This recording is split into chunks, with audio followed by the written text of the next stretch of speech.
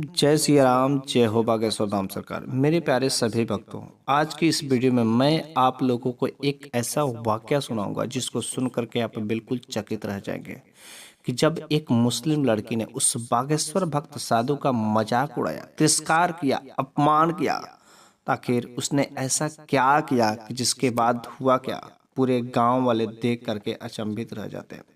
जी हाँ, ये बात है एक छोटे से गांव की जो शहर से कुछ दूरी पर था। उस गांव में एक मंदिर था और उस मंदिर पर जो है एक पुजारी रहते थे। वह पुजारी बड़े ही तन मन धन से भगवान की पूजा करते थे। लेकिन समय गुजरने के साथ साथ उन पुजारी बाबा की उम्र हो गई और वो बूढ़े हो गए।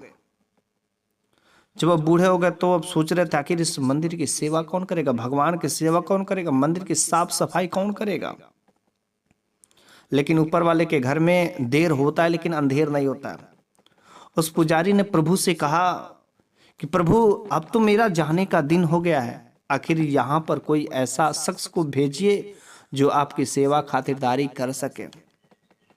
बस उस पुजारी का अंतिम दिन आने ही वाला था। वहां पर जो एक एक रात के समय में एक ऐसा साधु आता है, नौजवान, जो भगवान का बहुत बड़ा भक्त था। वह हर दिन देशाटन करके अलग अलग जगह पर जो है अपना भगवान की भक्ति का प्रचार करता था, भगवान का भजन करता था। कभी एक जगह रुक करके नहीं वह कुछ भी काम करता था। लेकिन जब वह नौजवान साधु उस मंदिर पर आता है तो वहां पर देखता है तो मंदिर पर बहुत सारी गंदगी है।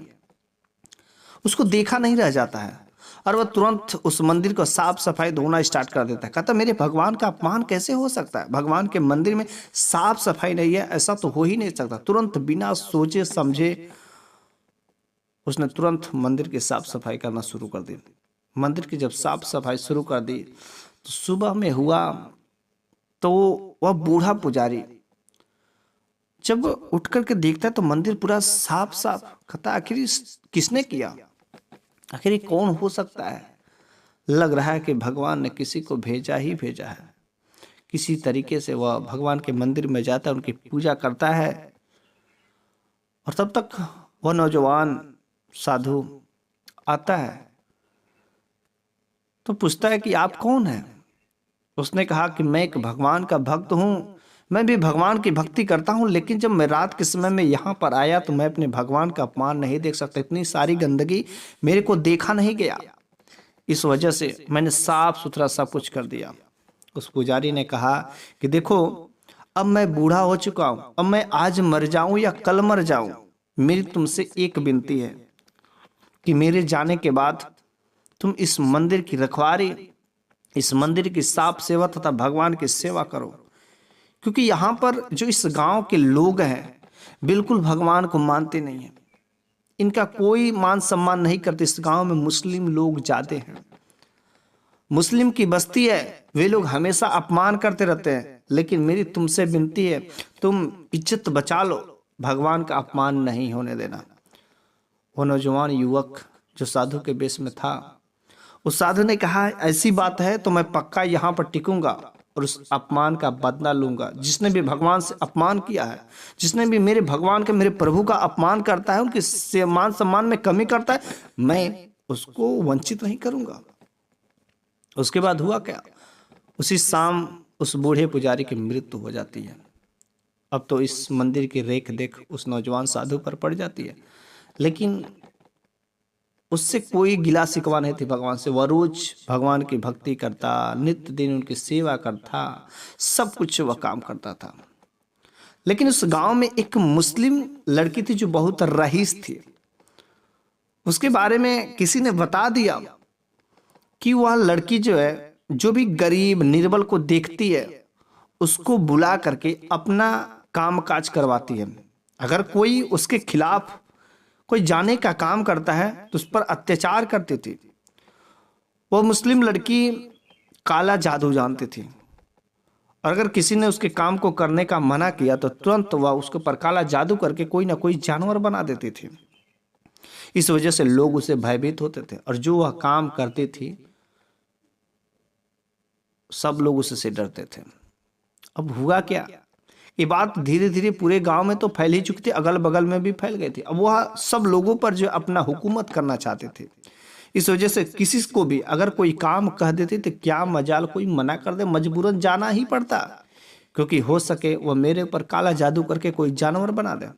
इस वजह से पूरे के पूरे गांव में अगल बगल सब में दहशत ही दहशत फैल गई थी।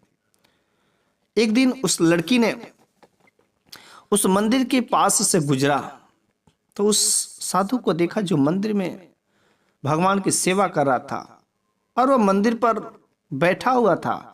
लेकिन जब उस लड़की ने उस रास्ते से गुजरा तो साधु पर मोहित हो गई, और घर जाकर के अपने पिताजी से कही कि मैं उस मंदिर में जो साधु है उससे मैं शादी करूंगी। उसने कहा, बेटी तुम्हारा भी ऐसा मन करने लगा क्या? उसने कहा, हाँ पिताजी, वो साधु मेरे को चाहिए। अगले दिन सुबह उस लड़की के पिता ने उस साधु बाबा को बुलाया और कहा कि देखो, मेरी बेटी तुम्हें पसंद करती है और इस वजह से तुम शादी कर लो मेरी बेटी से, लेकिन इसके लिए तुम जो मेरा धर्म स्वीकार कर लो, तुम वो जो भगवान की पूजा वूजा करते हो सब छोड़ दो, वो सब धकोसला है और उसमें कुछ है नहीं। तुम मेरे धर्म में आ जाओ, मेरे यहाँ रहोगे, खातिरदारी होगी, पूरा मान सम्मान सब कुछ मिलेगा, लोग डरेंगे भी। उस साधु ने कहा कि मैं अपने भगवान को नहीं छोड़ सकता हूँ, मैं अपने भगवान की भक्ति कैसे छोड़ सकता हूँ, वो भी मैं शादी करूँ, वो भी धर्म भी चेंज करूँ, ऐसा तो बिल्कुल ही असंभव। मैं मर जाऊंगा ठीक है, लेकिन ऐसा मैं गलत काम नहीं कर सकता, मैं अपने भगवान की भक्ति नहीं छोड़ सकता हूँ।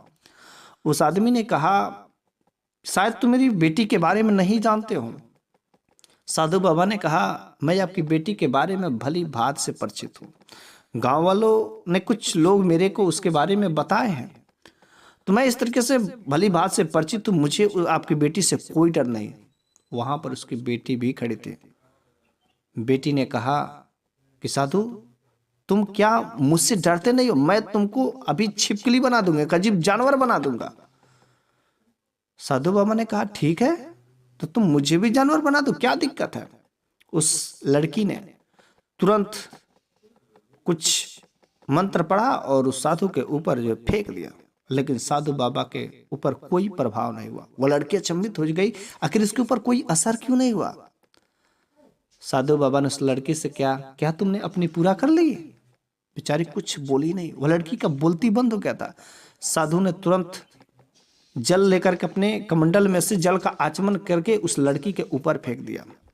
जैसे लड़की के ऊपर फेंक दिया, वो लड़की अजीब जानवर बन गई, दोनों साइड में मुख, जिसको देख करके कोई विश्वास ही नहीं कर सकता ऐसा हो सकता है, जानवर बना दिया।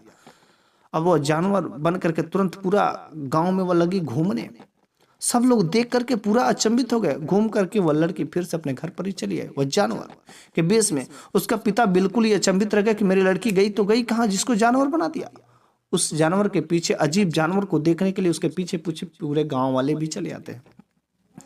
और जब गांव वाले चले आते हैं तो साधु बाबा ने गांव वाले से कहा, ये वही लड़की है जिसके वजह से आप लोगों को हमेशा डर लगता था, और आज उसने मेरे भी साथ ऐसा काम करने के किया, लेकिन प्रभु की माया जिसे आप लोग नहीं समझते हैं, देखिए ऐसी है कि प्रभु की कृपा से यह आज ऐसी अजीब जानवर बन गई।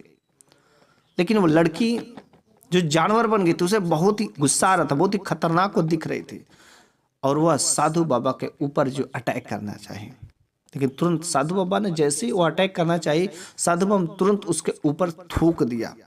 जहां पर थूका वहां पर एसिड की तरीके से काम करने लगा, पूरा शरीर में जलन होने लगा, इधर उधर कूदने लगे, छटकने लगे, फटकने लगे। उस लड़की के पिता ने कहा, बाबा मुझे माफ कर दीजिए, जल्दी से मेरी बेटी को फिर से अपना शरीर दे दीजिए, इस जानवर से मेरी बेटी को मुक्त करा दीजिए जल्दी से, हे बाबा मुझे माफ कर दीजिए, मैं ऐसा कुछ नहीं अब करूंगा। साधु बाबा ने कहा, बहुत ही बड़ी आपको नाज थी अपनी बेटी पर, अब क्या हो गया? लेकिन वह गिड़गिड़ाता रह गया। गांव वालों को भी तरस आने लगे कि साधु बाबा जाने दीजिए, छोड़ दीजिए, अब यह अपनी गलती का प्रायश्चित कर रहा है। उसके बाद हुआ क्या, साधु बाबा ने फिर से कुछ मंत्र पढ़ करके उसके ऊपर पानी फेंका, जल फेंका, और फिर से वो लड़की अपना शरीर में रूप में आ जाती है और तुरंत उस साधु बाबा के चरणों में गिर जाती है। साधु बाबा ने कहा, देखो भगवान की भक्ति में बहुत ही महिमा है, तुम अगर अपनी गलती का प्रायश्चित करो और भगवान के शरण में चल जाओ तो भगवान सबको माफ कर देते हैं। और आज से तुम वादा करो कि कभी किसी प्राणी को, कभी किसी आदमी को डराओगे नहीं, कभी किसी को जानवर नहीं बनाओगे। जितने लोगों को जानवर बनाए हो तुम फिर से उसको इंसान बनाओ। उसके बाद हुआ क्या, उस लड़के ने जितने लोगों को जानवर बनाए थे सबको फिर से इंसान बनाए और वह सही रास्ते पर चलने लगे। लेकिन जब साधु बाबा जा रहे थे, उस लड़की के पिता ने कहा, साधु बाबा अब तो आप मेरी बेटी से शादी कर लीजिए, बल्कि हम सभी लोग आपका धर्म स्वीकार करेंगे, आपके भगवान का पूजा पाठ करेंगे और एक भव्य मंदिर बनाकर के रोज वहां पर कीर्तन पाठ किया जाएगा। साधु बाबा की बात बड़ी अच्छी लगी कि मेरे भगवान की महिमा बढ़ेगी, मेरे भगवान का और ज़्यादा पूजा पाठ होगा। साधु बाबा ने उस बात को कबूल कर लिया, स्वीकार कर लिया, उस लड़की से शादी कर लिया और वहीं पर एक छोटा सा भी घर बना करके वहां पर रहने लगे पति पत्नी के रूप में। और भगवान की सेवा में वे दोनों लोग लग गए और पूरा का पूरा जो वहाँ उस गांव का मुस्लिम बस्ती थी सारे के सारे हिंदू हो गए और सभी लोग भगवान की सेवा में रोज कीर्तन भजन करने लगे। उस भगवान का अपमान करने वाले का ऐसा हादसा हुआ। इस वजह से आपको यदि भगवान पर भरोसा है, भगवान पर आस्था है तो जरूर ही आपका काम पूरा करते हैं।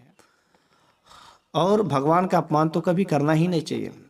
और इस तरीके से उस गांव के पूरे लोग उस भगवान के सच्चे भक्त बन गए और एक भव्य मंदिर का निर्माण भी हुआ और रोज कीर्तन भजन होने लगा।